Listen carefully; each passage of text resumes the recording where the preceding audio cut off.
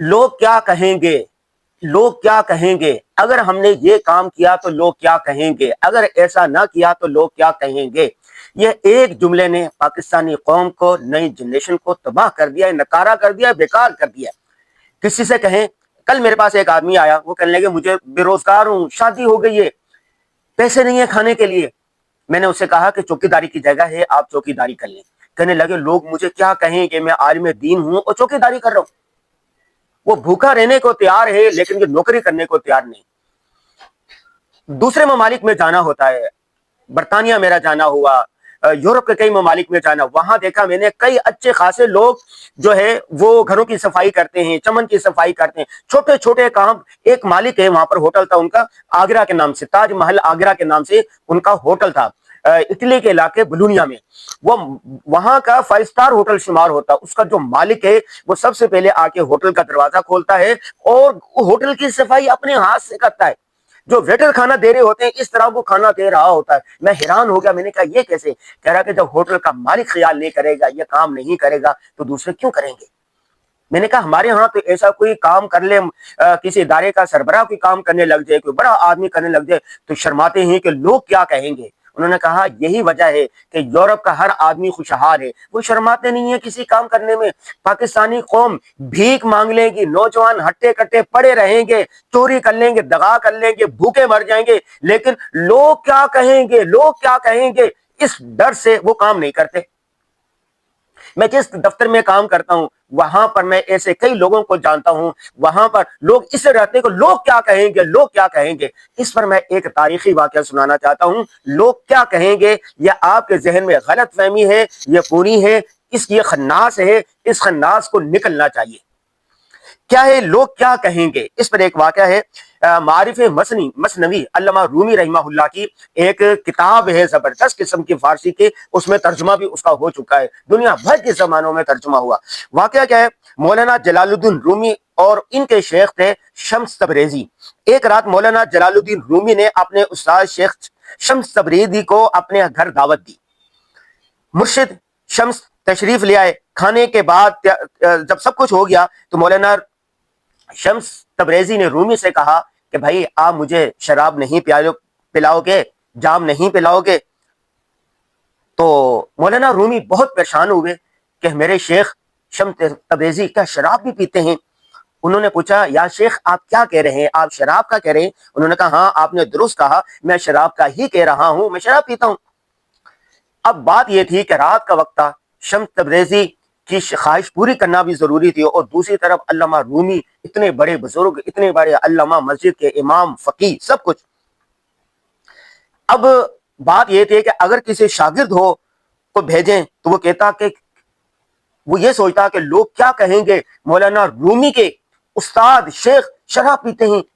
تو پھر انہوں نے یہ سوچا علامہ رومی نے کہ میں خود ہی لباس بدل کر، بھیس بدل کر، برقع اوڑھ کے رات کے پہرے میں جاتا ہوں اور چپکے سے شراب لے کر آتا ہوں۔ چنانچہ وہ برقع اوڑھ کے چلے گئے، ایک جو اس کا عیسائیوں کا محلہ تھا وہاں چلے گئے، تو لوگ جنہوں نے پہچان لیا وہ رفتہ رفتہ ساتھ ہو لیے۔ وہاں جا کے دیکھا تو انہوں نے ایک دکان کو پیسے دیے اور وہاں سے شراب کی بوتل خریدی اور چھپا کے برقعے کے اندر لانے لگے۔ لوگوں نے دیکھ لیا اور وہ گھیر لیا، اور لوگ آ کے کہنے لگے، جو ان کے مقتدی تھے، جو ان کے چاہنے والے تھے، جو ان کے عقیدت مند تھے، ان کو یہ کہنے لگے کہ ارے آپ شراب لے کے آ رہے ہیں، حضرت آپ شراب لے کر آ رہے ہیں، آپ امامت کرتے ہیں، آپ خطابت کرتے ہیں، آپ اتنے بڑے علامہ ہیں، دنیا آپ کو اتنی مانتی ہے، اور بعض لوگ مارنے کے لیے بھی دوڑے۔ اتنی دیر میں شمس تبریز وہاں پر پہنچے اور انہوں نے مولانا رومی کے ہاتھ سے بوتل لی اور بوتل میں سے تھوڑے سے چند قطرے ڈالے ہاتھ پر اور کہا نکمو یہ تو سرکہ ہے، شراب نہیں ہے، یہ دیکھو، اگر یقین نہیں آ رہا تو آپ لوگ آؤ، اس کو چکھو اور دیکھو، تمہیں غلط فہمی ہوئی ہے، یہ تو سرکہ ہے۔ لوگوں نے چکھا، دیکھا تو واقعتاً وہ سرکہ تھا، اور سر پیٹنے لگے۔ ٹھیک ہے کہ سب حیران رہ گئے کہ یہ کیا ہوا، یہ تو واقعتاً سرکہ ہے۔ اصل بات یہ تھی کہ شمس نے پہلے ہی شراب خانے گئے تھے اور دکاندار کو کہہ دیا تھا کہ اگر رومی بوتل لینے آئیں تو انہیں شراب کے بجائے سرکے کی بوتل دینا۔ اب لوگ اپنا سر پیٹنے لگے، شرمندگی کے مارے رومی کے قدموں میں گر گئے، سب نے معافی مانگی اور ان کے ہاتھ چومے، پھر آہستہ آہستہ منتشر ہو گئے۔ رومی نے شمس سے عرض کیا کہ آج آپ نے مجھے کتنی بڑی آزمائش میں ڈال دیا، یہاں تک کہ میری عزت، میرا وقار میرے مریدوں کے سامنے خاک میں مل گئے۔ اس کا سبب کیا تھا؟ کیا اس میں حکمت بتا سکتے ہیں؟ علامہ شمس تبریزی نے کہا تاکہ تم سمجھ لو کہ لوگوں کی عزت، لوگوں کی شہرت محض ایک فریب ہے، ایک دھوکہ ہے۔ کیا تمہیں لگتا ہے کہ ان لوگوں کا احترام ہمیشہ قائم رہے گا؟ تم نے خود دیکھا کہ محض ایک بوتل کی شک پر وہ تمہارے دشمن بن گئے، تم پر تھوکا انہوں نے، تمہیں مارنے لگے، قریب تھا کہ تمہاری جان لے لیتے۔ یہی وہ عزت ہے جس پر تم نازاں تھے اور ایک پل میں ختم ہوگی۔ آج کے بعد لوگوں کی عزت پر بھروسہ نہ کرنا۔ اصل عزت اللہ کے پاس ہے، جو وقت کے ساتھ ساتھ نہ بدلتی ہے، نہ مٹتی ہے، نہ ختم ہوتی ہے۔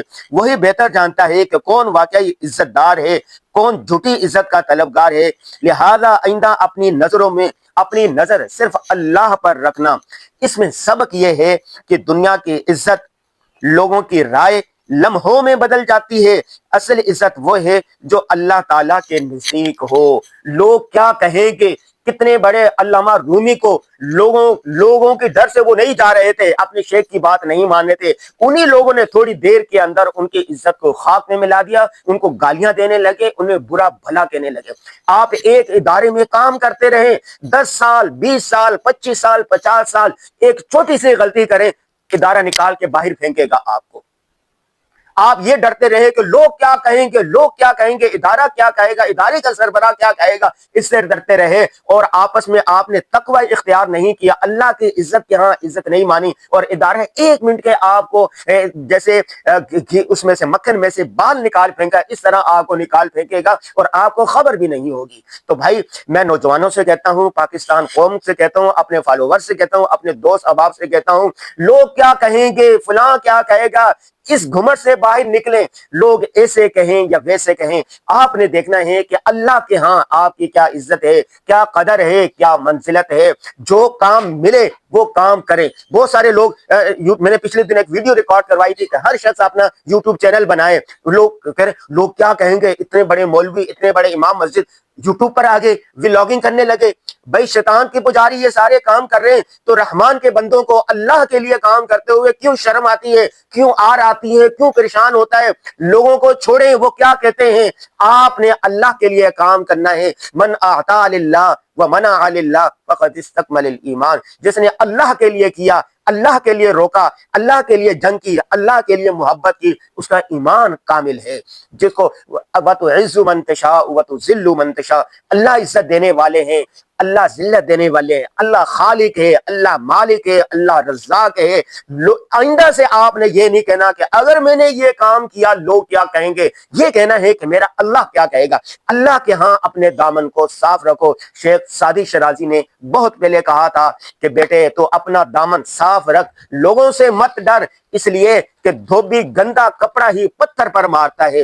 آپ اپنے دامن کو صاف رکھیں، اللہ کے ساتھ تعلق کو مضبوط کریں، لوگوں سے ڈرنا چھوڑ دیں، جو کام کریں اللہ کے لیے کریں۔ آئندہ سے آپ کے ذہن میں یہ جملہ نہیں ہونا چاہیے لوگ کیا کہیں گے، لوگ کچھ بھی کہیں، ولا یخافون لومۃ لائم، لوگوں کی ملامت کی کوئی پرواہ نہ کریں۔